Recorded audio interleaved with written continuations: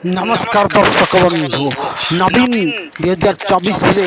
BJD हारी जाइए सत हेले नवीन को मनोबल भांगी ना से भी ओडिशार पुणी मुख्यमंत्री होगापी प्रयास करुँच तेणु नवीन एवं 51टी सीट अच्छी एवं नवीन चाहती दल में बीजेडी क्राइसिस मैनेजर प्रणव प्रकाश दास पुणी विधायक होगी दल को फेरतु तेणु से जाजपुर सुजाता साहू को बलि पकेबे एवं पुनर्बार से बाई इलेक्शन कराइबे एवं बाई इलेक्शन ने जाजपुर रे 100% बबी दास जितबे कारण बबी दास हूँ जाजपुर गढ़ हूँ बबींकर बबी लगातार से 3 थर विधायक होती बापा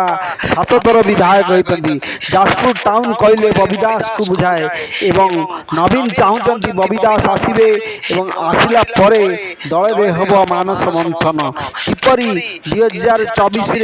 बीजेडी को भांगे एवं दल भांगा पर किपरि पुनर्बार बाई इलेक्शन